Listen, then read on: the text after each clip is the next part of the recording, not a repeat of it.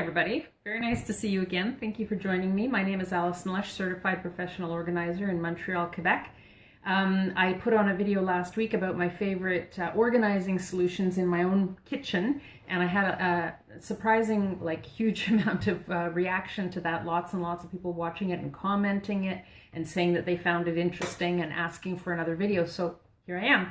One of the comments that was made by Susan, she said, yeah, your ideas might work for you, but they would not work at all for me because I like my things to be put away. And she made a very important point that I want to underline because it's true with all the work that I do with any clients. We are all different people and we all have different preferences, different aesthetics, etc., different priorities, different values. So what I show you anything I ever show you, it's just ideas. It's just like a buffet, like a menu of ideas, and it's supposed to, the goal is that it would inspire you or maybe stimulate you to think of something else that you might not have thought of otherwise, or maybe some ideas that you would actually want to go and try to use for yourself. It's just meant to be stimulating. I never ever go around telling people what they should be doing in their own home. That would be ridiculous. I don't work that way. So let's get on to it. My 10 favorite things, my 10 favorite tools in my own kitchen. So I have to start by saying that 20 years ago approximately, I went to school and I learned how to cook here in Montreal at the Institut de Tourisme et d'Hôtellerie de Québec, and I took a 1.5-year course in French cuisine. So I worked professionally in kitchens for many years, and I worked in hundreds and maybe even thousands of kitchens in people's homes. So I have seen like every kind of kitchen tool that you can possibly imagine, and these happen to be my favorite ones, the kind of work I do, just saying. So number 10 on my list, my sugar. So this is an idea I got from the internet last year. It's just a regular mason jar and I've got my sugar inside, but the cool thing that I like about it is that I made the lid from the top of an orange juice box. You can do this from a milk box or an orange juice box. You just cut it in a circle and then you put the ring back on your mason jar, and it gives you a really cool dispenser but it keeps your sugar dry and it keeps it, protected in the cupboard. So that's number 10 on the list. Number 9, my funnels. So I use a lot of mason jars, and also I fill up like Ziploc bags for the freezer, etc. So I use this big one for big jobs like mason jar type jobs, and I really like it. It's not very expensive, but it's really robust and it's easy to clean, etc. And then I also have this one. This is for liquid. So if I'm using, wanting to fill up a smaller jar with olive oil or something like that to keep next to the stove, but I'm buying olive oil in a larger jar, for example, this is the small one that I would use, and it's great. And that leads into number 8, which is my soap bottle. So I fill up my soap bottle with my funnel, this funnel here for liquids, because I buy my soap in a large bottle, but I don't want to have the large bottle on the top of my counter. And also, what's even more important to me than the size of the bottle, although that's important, I don't want to see advertising. I don't want to see a label. I don't want to see a brand name next to my sink. This is discreet. This is quiet and peaceful. And for me, visual stimulation, I'm keeping it down to a minimum, and this is one of the ways I do it. So what I do is I buy a big bottle of soap, and I have several of these actually, and using my funnel, I fill them all up all at the same time, and then I just keep them under the sink. And when this one is empty, I just swap it out for one of the full ones, and then I swap it out for one of the full ones. I have 3, I think. And they're all empty. Then I get out my funnel and my big bottle, and I fill them all up. So it's economical for me in terms of time and energy, and also I get the soap out of it. Number 7. Okay, so this is an idea that I only heard about a couple of years ago, but apparently lots of people have been doing it for ages and ages. This is baking soda. It's not in the baking soda container. This used to be like for cinnamon or something like that. But I use this for cleaning. I have a white counter in my kitchen, and sometimes it gets a stain on it from like blueberries or tea or something like that, and it actually stays on there, and even though I wash it with soap, it doesn't want to come off. But if I sprinkle some baking soda on it and then use a sponge with lots of water, and I just scrub a little bit for a minute, it's amazing. It comes right off. It's like magic. This is also really, really good for cleaning my sink. It's a stainless steel sink, and it makes it nice and shiny. It's economical. It's good for the environment, and I just love it. So I'm really happy with my baking soda. And that is a segue into my cleaning sponge. So I like to use these little sponges for my dishes. But then, and after I've sterilized them a few times, I've used them for a little while, then what I do is I downgrade this to a cleaning sponge. And the way I know that it's a cleaning sponge is that I cut off the corner. So that's a sign to me that this is no for dishes. And so I'll keep this under my sink. I'll put it in the washing machine once in a while. I'll sterilize it, whatever.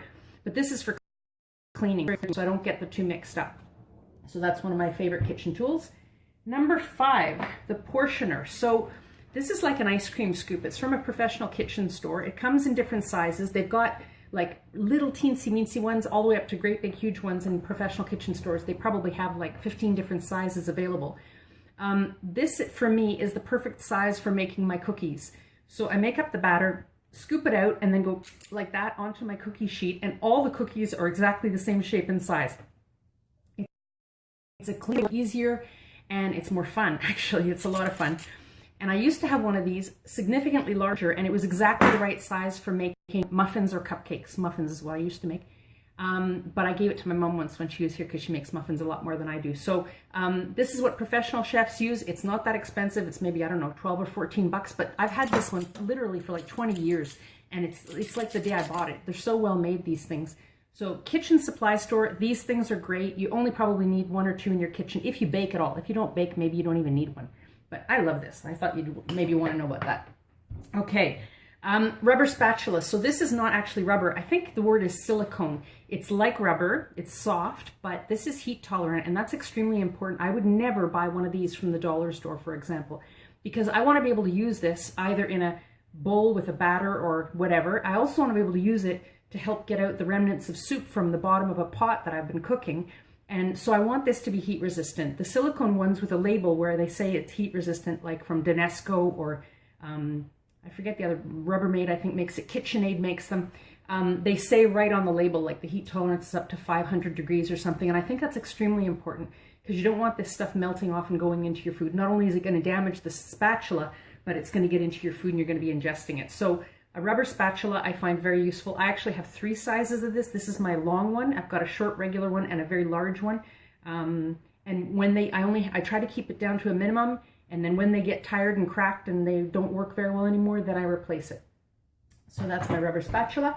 Then I have my wooden spatula. So what I really like about this is it works exactly, I use it exactly like a wooden spoon. So exactly how I would use a wooden spoon cooking, except that because it's got this great big flat surface, I can scrape the bottom of a pot.